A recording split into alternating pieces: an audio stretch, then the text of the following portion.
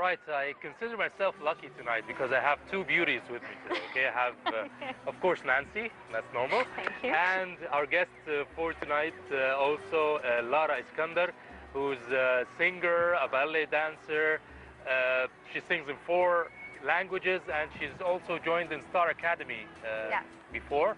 So we're going to speak with her tonight, and we'll start with Nancy. We're going to ask the first question, right? So Lara, tell us, you've done all these things. But let's talk first about Star Academy, because that's how people got to know you. Yeah. What was that experience like? For me, I think it was the most powerful experience that I've ever been through, and the best, because for me, I auditioned as a 17-year-old girl who was very attached to her parents, very attached to her friends. I had never left home for more than a week. So even when I told people that I was going to audition, they laughed at my face. They were like, no way can you be able to survive like a day outside your house. And for me to actually go through something where I had to live in a house for 4 months with 19 other people from different cultures, different backgrounds, different countries, and to go through and compete just for one thing that I really love to do, I think that was the best experience. It builds, not only do you learn more about music and the art that you love, it builds so much character, so much self-confidence. It builds so much determination, because you're in a competition to reach till the end. The further you go, the more people remember you, the more you've learned, and the more everything. It was probably the best experience ever. Like, I don't think I have experienced or will experience anything as powerful as this one. So it was amazing. And tell us more about your memories there. Something funny that happened or something strange with you?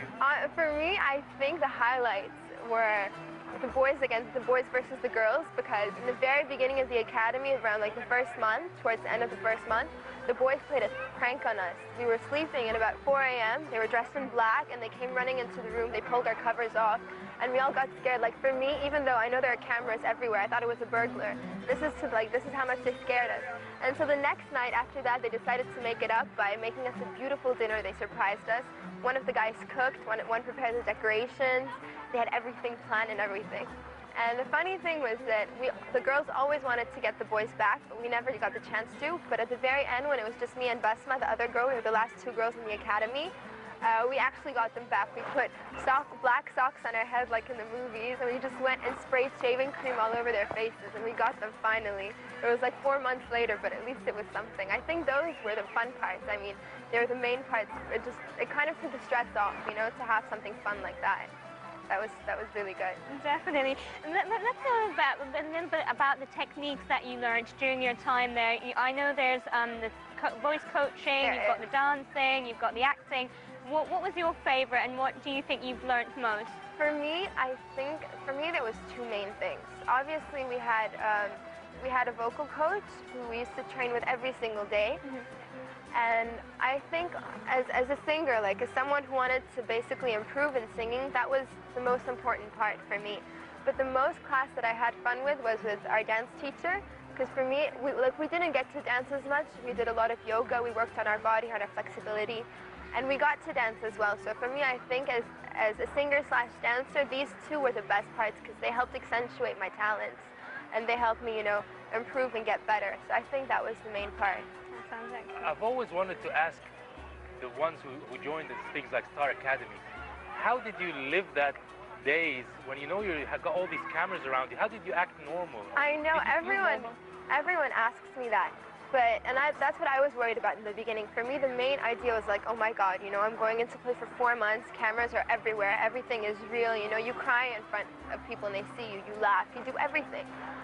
The thing is, like the first few weeks, you kind of get paranoid, you're like, okay, like I have to like sit down and like, what if this camera's on me right now, what if? But then you realize that you're living in a place with cameras for 4 months, or no matter how long someone stays, you have to be yourself. You can't let these things bother you, because no one can put on an act for 4 months, you know what I mean? Right. At the end of the day, you just kind of forget about it. Like, I mean, you're gonna be yourself at the end. Like, I used to cry when I wanted to cry, forgot about the cameras. When I wanted to laugh my butt off, I'd laugh so hard and I'd forget about the cameras.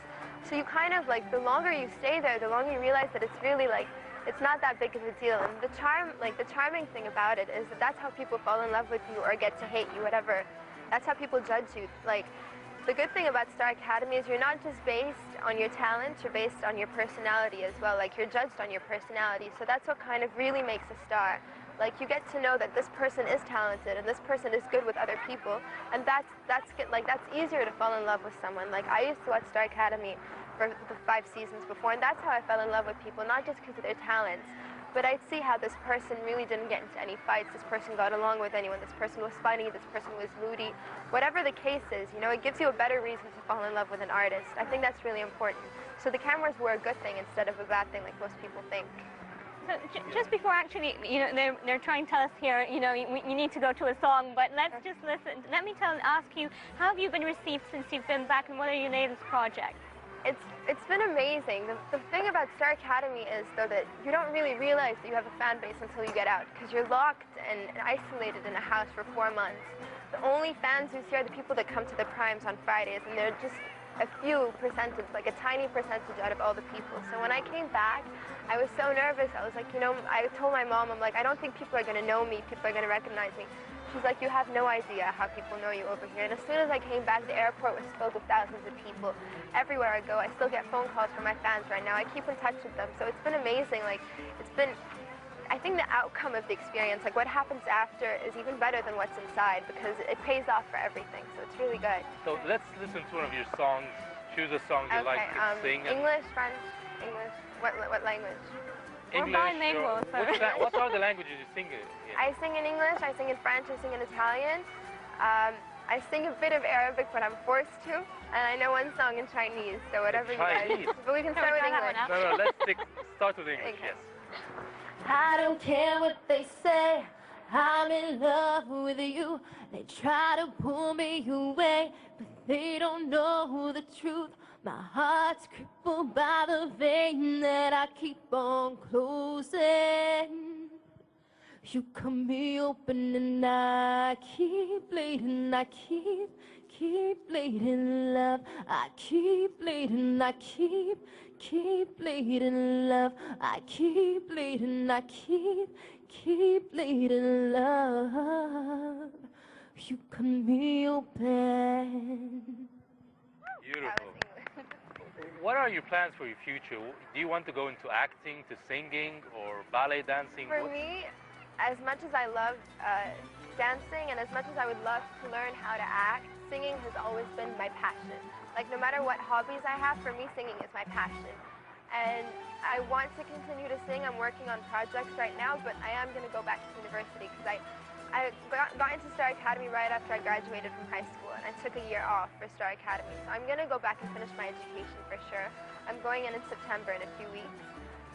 But on the side, I'm working on my music as well, because I think it's really important. I don't want to just disappear, and I don't want to stop working on what I have to do and what I love to do. So I'm kind of going to be juggling both, education and music at the same time. Good. Have to go to report. Yes, we do actually. That's all the time we have with you. No, actually, we're going to be joining the chef, but right after the report about Ibn Mosque, so stay tuned.